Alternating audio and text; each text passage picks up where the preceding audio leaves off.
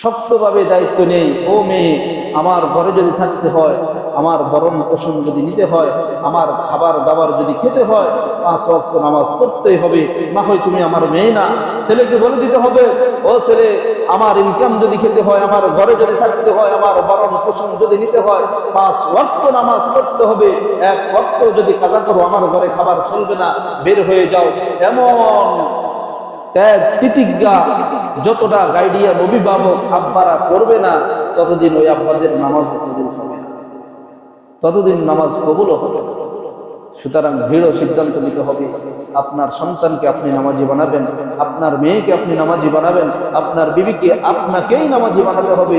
আরে হুজুরে জুমার দিন শুধু ওয়াজ না করবো, মাইকে শোনাইতে না পারবো, শাসন করতে পারবো না। আপনার ছেলে মেয়েদেরকে আমি শাসন করতে পারবো?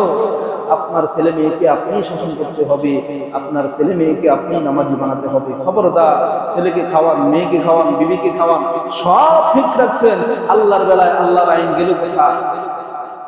আল্লাহ যেন আমাদের প্রত্যেকটা ফ্যামিলিকে নামাজি বানায়, সকলে বলে আমিন।